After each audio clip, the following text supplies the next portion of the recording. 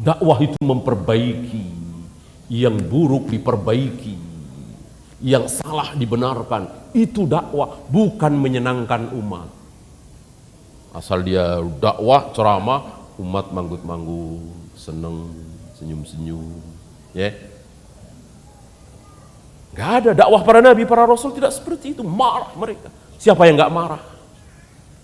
Awal-awal dakwah beliau barangkali hanya Khadijah, Abu Bakar, Ali bin Abi Thalib yang gak marah. Umar saja marah.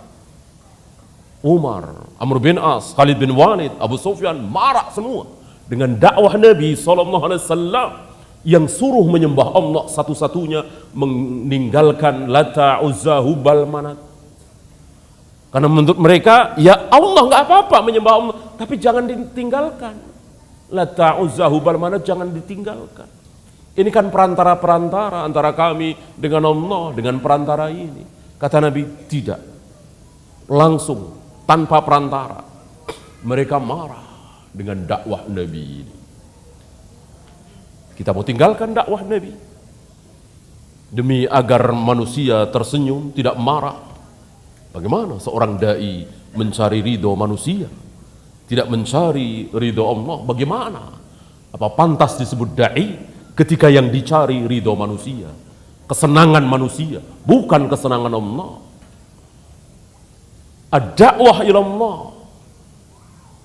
ad-da'wah ilallah, dakwah itu ilallah, mengajak manusia untuk taat kepada Allah, tentu dengan mencari ridha Allah, tidak mungkin dengan mencari ridha manusia. Ya, tentu boleh saja membahas tentang akhlak, membahas tentang sedekah, membahas tentang ekonomi Islam, tapi jangan jadikan itu dakwah utama kita. Sekali waktu tentang sedekah, tentang birrul walidain, tentang ekonomi Islam, ya. Jangan itu terus, ya. Maka Imam Ahmad itu marah. Imam Ahmad gak suka dengan tampilnya Haris Al-Mahasibi. Padahal Haris Al-Mahasibi bukan mengajak kepada zina, khamar, judi, tidak.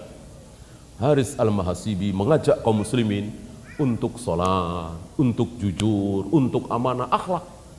Imam Ahmad gak suka. Kenapa? Karena kaum muslimin butuh pelajaran manhaj, butuh pelajaran akidah, tauhid. Itu di zaman Imam Ahmad, bayangkan.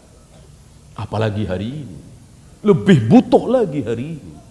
Pelajaran tentang manhaj, tentang akidah, sangat-sangat dibutuhkan. Ya.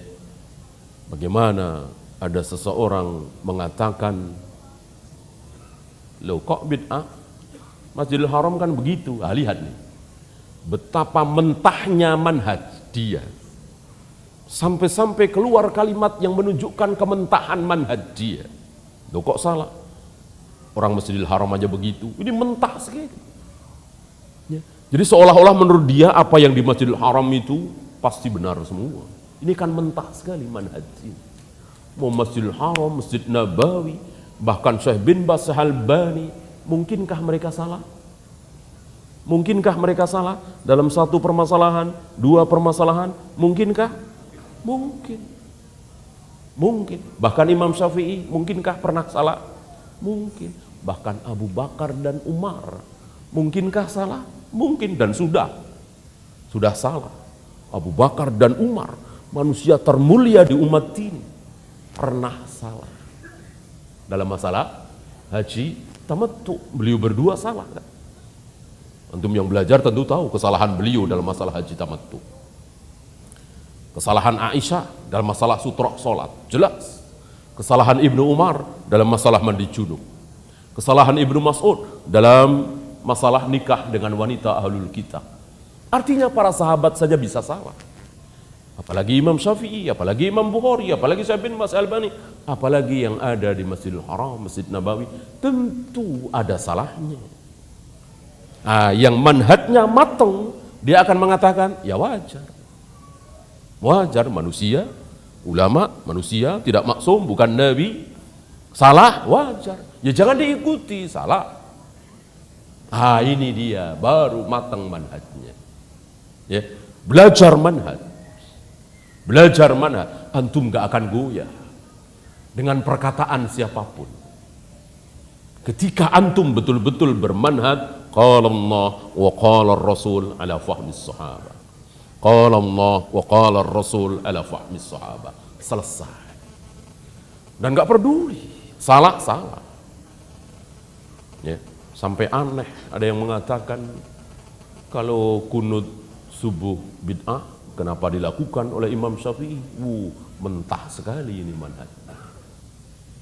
Ya, Imam Syafi'i, Imam Ahlus Sunnah, gak ada tandingannya. Tapi dalam hal kunut subuh salah, mungkinkah? Mungkinkah? Mungkin.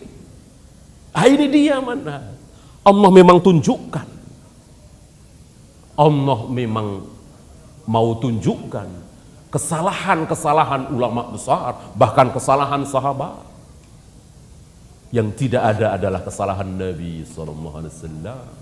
Maka kalau Nabi salah, langsung ditegur, langsung diluruskan.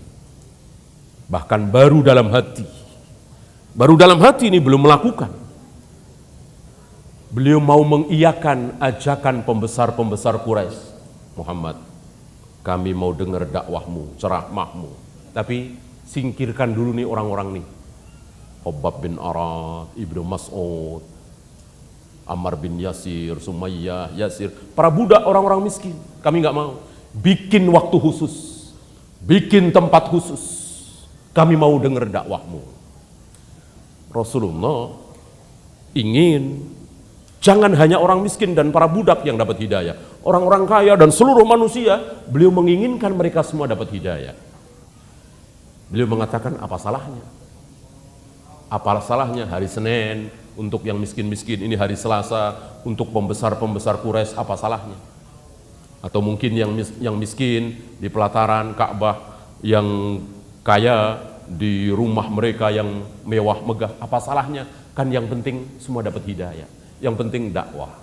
Nabi mau mengiyakan, belum melakukan, sudah ditegur oleh Allah. Ya. Wasbir nafsaka ma'alladina yad'una rabbahum bil ghadati wal asyi. Sabarkan ya Muhammad dirimu bersama orang-orang miskin yang menyeru Allah di pagi dan petang. Khabbab bin Arad, Ibnu Mas'ud, Bilal, Ammar bin Yasir. Sabarkan engkau bersama mereka. Wala ta'du aynaka anhum. Jangan palingkan matamu dari mereka. Wala tuti man aghfalna qalbahu an dzikrina. Jangan engkau ikuti orang-orang yang hatinya telah kami palingkan. Lihat ditegur. Rasulullah mau bikin tempat khusus, waktu khusus untuk orang-orang kaya. Ya, kalau sekarang tentu di hotel-hotel mewah orang kaya, ya kan? Ditegur oleh Allah. Rasulullah ditegur oleh Allah. Belum melakukan sudah ditegur. Inilah Nabi kita Muhammad sallallahu alaihi wasallam. Salah langsung ditegur. Adapun Abu Bakar, Umar salah, Allah biarkan. Ketika Nabi sudah wafat. Ketika Nabi sudah wafat, berarti wahyu sudah putus, nggak mungkin ada wahyu lagi. Abu Bakar salah didiamkan, Umar salah didiamkan, dan para sahabat salah didiamkan oleh Allah Rabbul Alamin. Disuruh saling amar ma'ruf nahi mungkar. Disuruh saling menasihati, tawasau bil haq, tawasau bis sabr. Wahyu sudah putus. Maka kembalikan kebenaran kepada dua sumber, qala Allah wa qala Rasul, qala Allah wa qala Rasul, tentu ala fahmi sahabat.